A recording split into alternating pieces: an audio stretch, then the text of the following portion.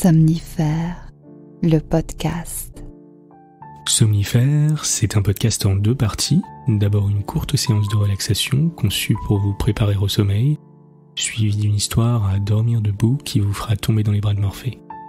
Disponible à l'écoute chaque soir, dès 19h, sauf les vendredis et samedis soirs. Si vous aimez ce podcast, merci de le noter sur la plateforme sur laquelle vous l'écoutez. Pour toute question ou suggestion, envoyez un mail à l'adresse morphée@somnifèrelepodcast.com. Bonne écoute et bonne nuit.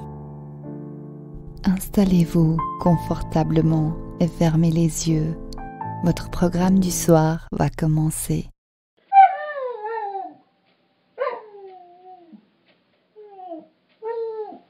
Bonsoir à tous, nous sommes le dimanche 18 avril et ceux qui suivent Somnifère sur Instagram savent que je suis accompagné pour l'enregistrement de cet épisode par une petite créature qui souhaitait naturellement se présenter à vous. Somnifère vous raconte ce soir l'histoire d'un serment d'amour avec une nouvelle pleine de poésie d'Edgar Allan Poe intitulée Éléonora. Je vous souhaite une excellente nuit et maintenant place à notre séance de relaxation. La séance de relaxation. L'actualité, les tracas du quotidien, le travail ou les relations personnelles ne comptent plus à présent, il est temps de tourner la page de cette journée. Prenez une profonde inspiration par le nez, gonflez vos poumons et expirez par la bouche à votre rythme.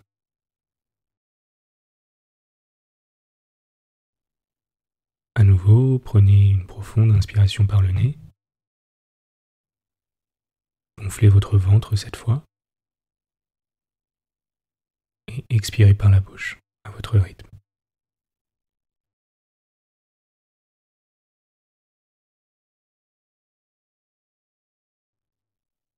Détendez votre visage.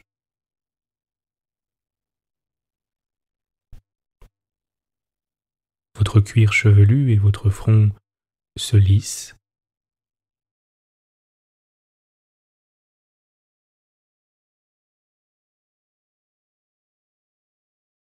Le point entre vos 2 sourcils se détend.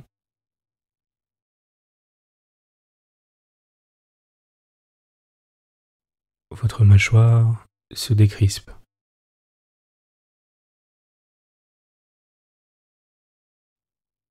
Vos épaules se relâchent et vous sentez votre corps s'enfoncer davantage dans le matelas.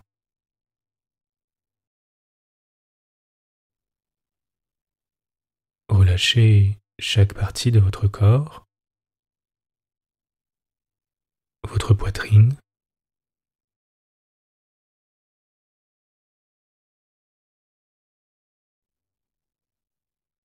les muscles de votre dos,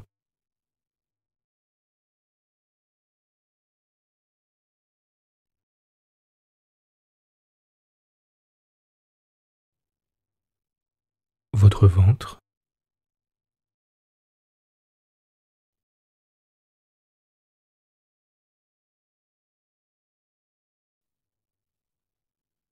votre bas-ventre,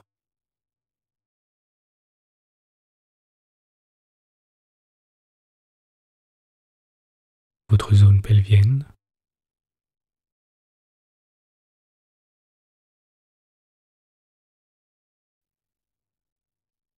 vos cuisses,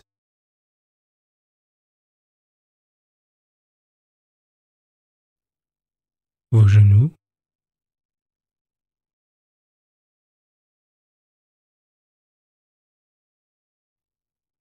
vos mollets,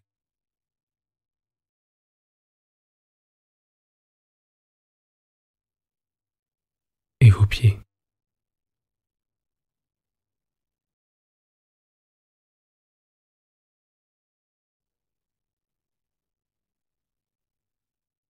Nous allons maintenant commencer notre exercice de visualisation.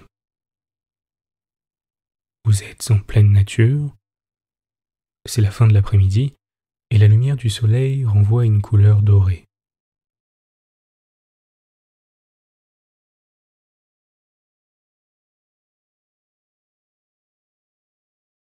Le soleil brille, mais pas assez fort pour vous aveugler. Vous pouvez quand même sentir une douce et subtile chaleur caresser votre peau sous ses rayons. Et le ciel prend des tons orangés.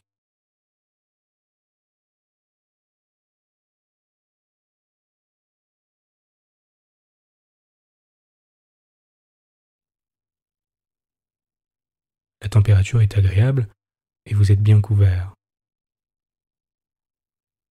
Passez du temps à explorer le jardin avec tous vos sens. Vous marchez et sentez les feuilles qui se froissent sous vos pas et bruissent dans les arbres.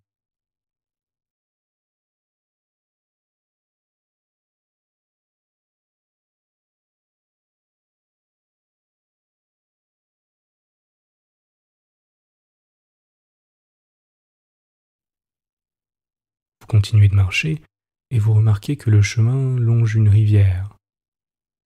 Vous suivez la rivière en amont, profitant du bruit animé de l'eau qui coule avec force.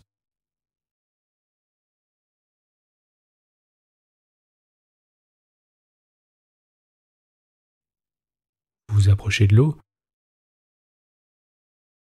vous décidez de vous libérer de quelque chose qui vous tracasse, peut-être de l'anxiété, peut-être un ressentiment ou de la rancune, de la colère, de la frustration, ou toute autre chose qui vous pèse.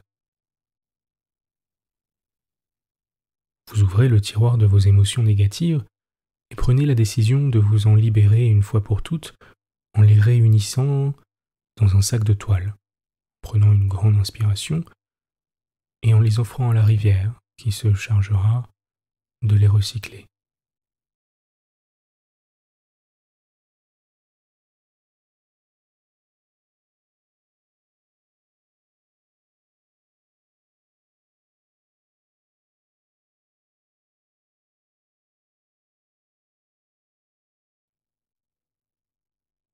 Vous regardez votre sac, rempli d'émotions négatives, se laisser emporter par les courants.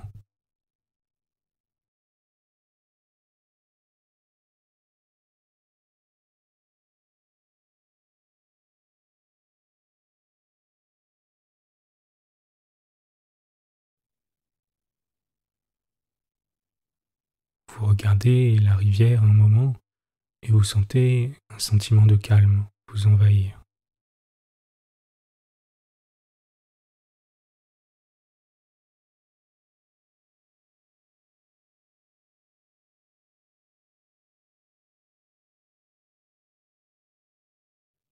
Vous regardez autour de vous, le soleil se couche lentement, l'odeur des feuilles mortes devient plus intense, le courant de la rivière se calme petit à petit. C'est comme si le monde allait prendre une pause et la nature se coucher également.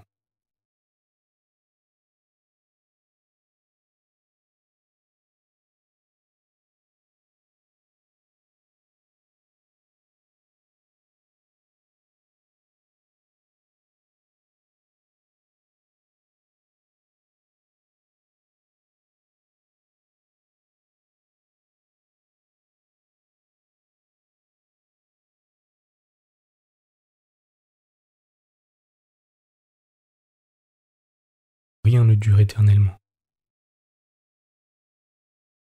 Pas même les tracas, pas même les angoisses, pas même les belles choses. Que tout change et évolue, et que c'est ainsi que la vie est faite.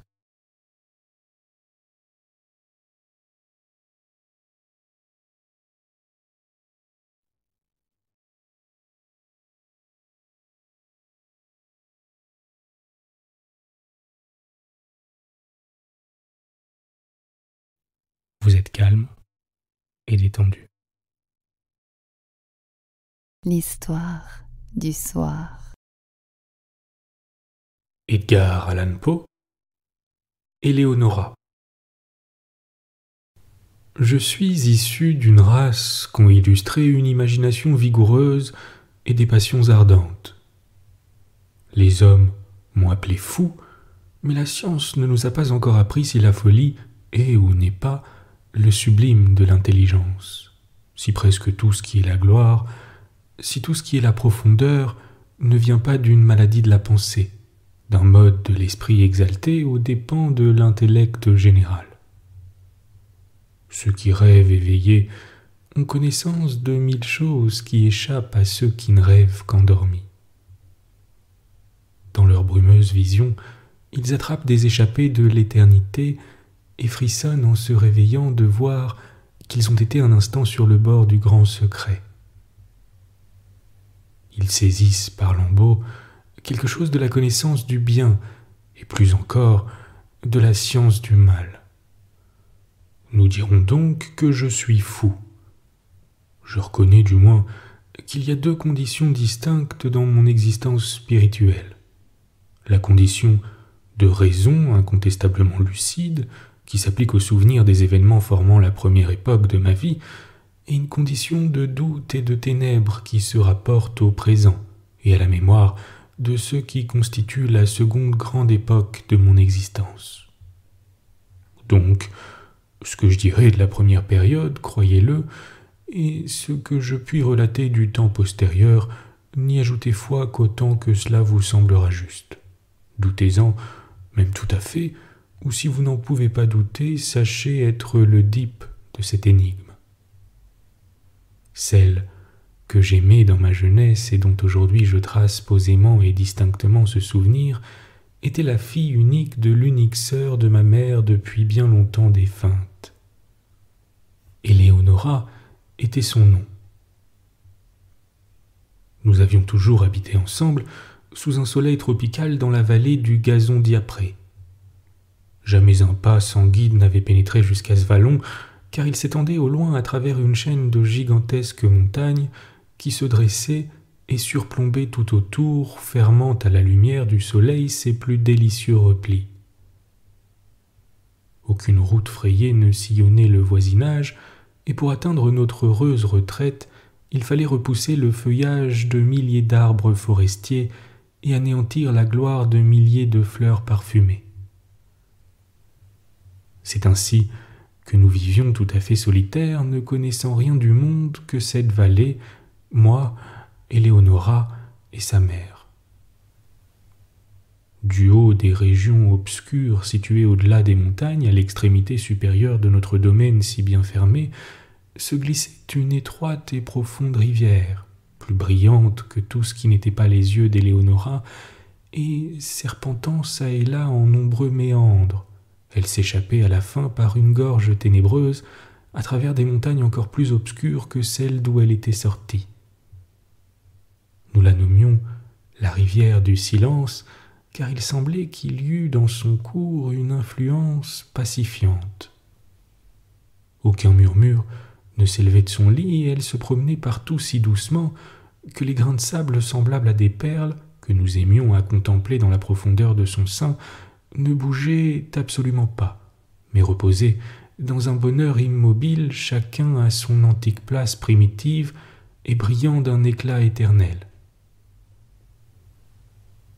Le bord de la rivière et de maints petits ruisseaux éblouissants qui, par différents chemins, se glissaient vers son lit, tout l'espace qui s'étendait depuis le bord jusqu'au fond de cailloux à travers les profondeurs transparentes, toutes ces parties, dis-je, ainsi que toute la surface de la vallée, depuis la rivière jusqu'aux montagnes qui l'entouraient, était tapissée d'un gazon vert tendre, épais, court, parfaitement égal, et parfumé de vanille, mais si bien étoilé, dans toute son étendue, de renoncules jaunes, de pâquerettes blanches, de violettes pourprées et d'asphodèles d'un rouge de rubis, que sa merveilleuse beauté parlait à nos cœurs, en accents éclatants, de l'amour et de la gloire de Dieu.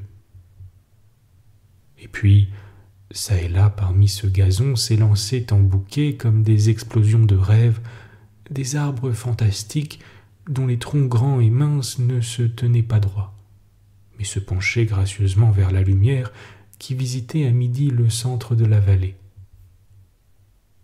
Pendant 15 ans, Éléonora et moi, la main dans la main, nous errâmes à travers cette vallée avant que l'amour entrât dans nos cœurs. Ce fut un soir, à la fin du 3e lustre de sa vie et du 4e de la mienne, Comme nous étions assis, enchaînés dans un mutuel embrassement, sous les arbres serpentins, et que nous contemplions notre image dans les eaux de la rivière du silence. Nous ne prononçâmes aucune parole durant la fin de cette délicieuse journée, et même encore le matin, nos paroles étaient tremblantes et rares. Nous avions tiré le Dieu Éros de cette onde, et nous sentions maintenant qu'il avait rallumé en nous les âmes ardentes de nos ancêtres. Les passions qui pendant des siècles avaient distingué notre race se précipitèrent en foule avec les fantaisies qui l'avaient également rendue célèbre, et toutes ensemble, elles soufflèrent une béatitude délirante sur la vallée du gazon diapré. Un changement s'empara de toutes choses. Des fleurs étranges, brillantes, étoilées, s'élancèrent des arbres où aucune fleur ne s'était encore fait voir. Les nuances du vert tapis se firent plus intenses. Une à une se retirèrent les blanches pâquerettes, et à la place de chacune jaillirent 10 asphodèles d'un rouge de rubis. Et la vie éclata partout dans nos sentiers. Car le grand flamand, que nous ne connaissions pas encore, avec tous les gais oiseaux aux couleurs brûlantes, étala son plumage écarlate devant nous, des poissons d'argent et d'or peuplent la rivière, du sein de laquelle sortit peu à peu un murmure qui s'enfla à la longue en mélodie berçante, plus divine que celle de la harpe d'Éole, plus douce que tout ce qui n'était pas la voix d'Éléonora.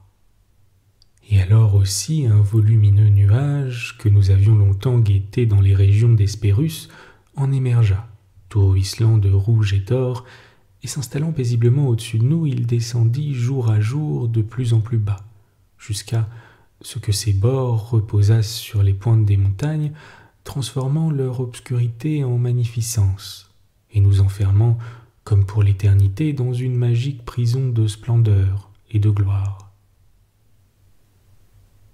La beauté d'Éléonora était celle des Sépharins. C'était d'ailleurs une fille sans artifice et innocente comme la courte vie qu'elle avait menée parmi les fleurs. Aucune ruse ne déguisait la ferveur de l'amour qui animait son cœur, et elle scrutait avec moi les plus intimes replis pendant que nous errions ensemble dans la vallée du gazon diapré, et que nous discourions des puissants changements qui s'y étaient récemment manifestés. À la longue, m'ayant un jour parlé tout en larmes de la cruelle transformation finale qui attend la pauvre humanité, elle ne rêva plus dès lors qu'à ce sujet douloureux, le mêlant à tous nos entretiens, de même que dans les chansons du barde de Chiraz, les mêmes images se présentent opiniâtrement dans chaque variation importante de la phrase. Elle avait vu que le droit de la mort était sur son sein, et que comme l'éphémère, elle n'avait été parfaitement mûrie en beauté que pour mourir, mais pour elle, les terreurs du tombeau étaient toutes contenues dans une pensée unique qu'elle me révéla un soir au crépuscule sur les bords de la rivière du silence. Elle s'affligeait de penser qu'après l'avoir enterrée dans la vallée du gazon diapré, je quitterais pour toujours ces heureuses retraites et que je transporterais mon amour, qui maintenant était si passionnément tout à elle, vers quelque fille du monde extérieur et vulgaire. Et de temps à autre, je me jetais précipitamment aux pieds d'Éléonora et je lui offrais de faire serment, à elle et au ciel, que je ne contracterais jamais de mariage avec une fille de la terre, que je ne me montrerais jamais en aucune manière infidèle à son cher souvenir, ni au souvenir de la fervente affection dont elle m'avait gratifié.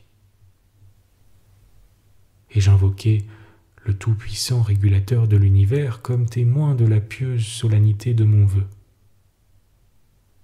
Et la malédiction dont je l'ai supplié de m'accabler, lui et elle une sainte dans le paradis, si je venais à me parjurer, impliquait un châtiment d'une si prodigieuse horreur que je ne puis le confier au papier. Et à mes paroles, les yeux brillants d'Éléonora brillèrent d'un éclat plus vif, et elle soupira comme si sa poitrine était déchargée d'un fardeau mortel. Et elle trembla et pleura très amèrement, mais elle accepta mon serment, et mon serment lui rendit plus doux son lit de mort.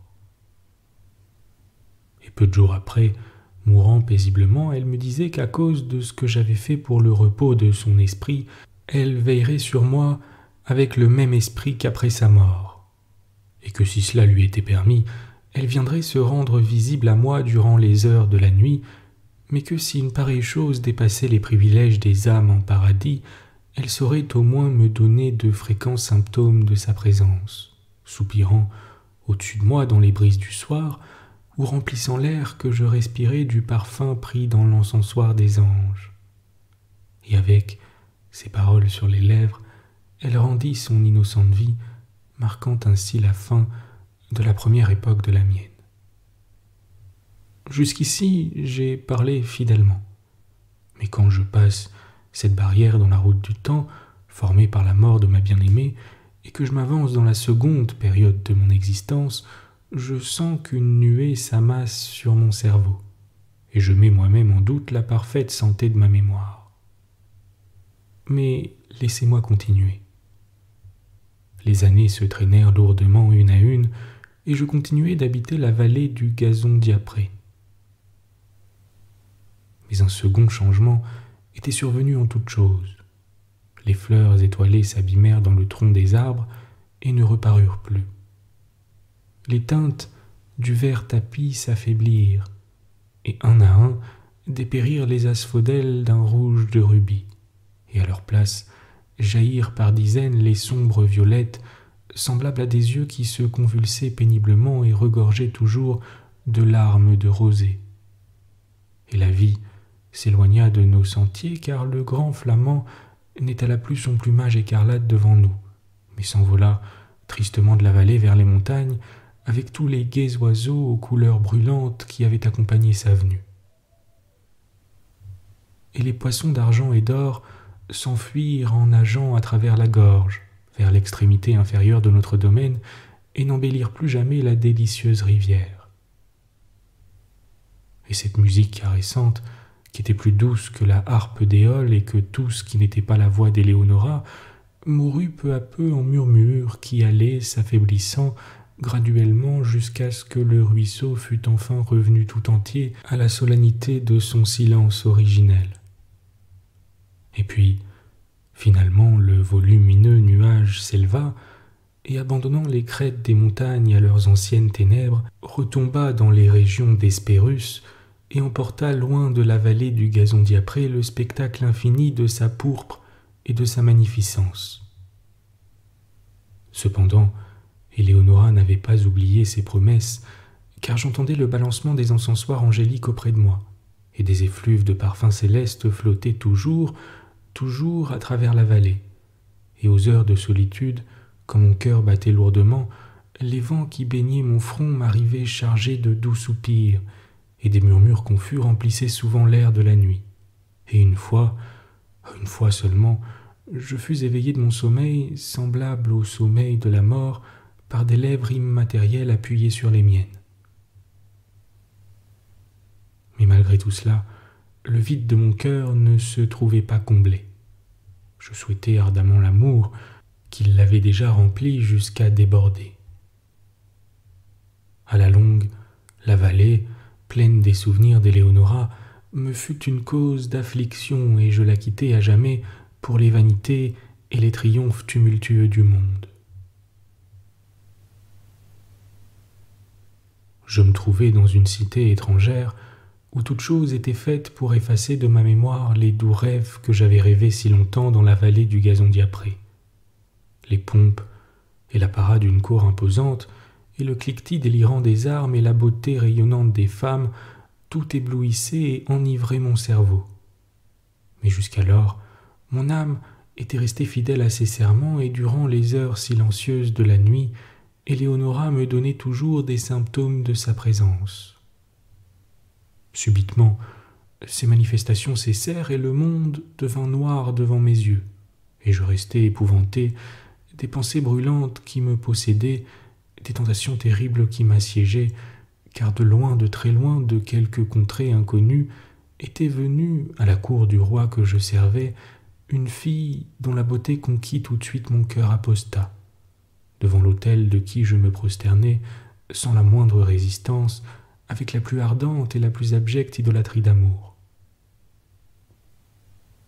Qu'était, en vérité, ma passion pour la jeune fille de la vallée en comparaison de la ferveur, du délire et de l'extase enlevante d'adoration avec lesquels je répandais toute mon âme en larmes aux pieds de l'éthéréenne Ermengarde. Brillante était la séraphique Ermengarde, et cette idée ne laissait en moi de place à aucune autre. Divine était l'angélique Ermengarde, et quand je plongeais dans les profondeurs de ses yeux imprégnés de ressouvenance, je ne rêvais que d'eux et d'elle.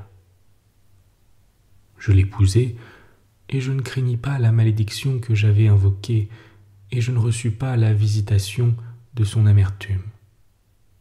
Et une seule fois, dans le silence de la nuit, les doux soupirs qui m'avaient délaissé traversèrent encore les jalousies de ma fenêtre, et ils se modulèrent en une voix délicieuse et familière qui me disait « Dors en paix, car l'esprit d'amour est le souverain qui gouverne et qui juge, et en admettant dans ton cœur passionné celle qui a nom Ermengarde, tu es relevé pour des motifs qui te seront révélés dans le ciel de tes vœux envers Éléonora. »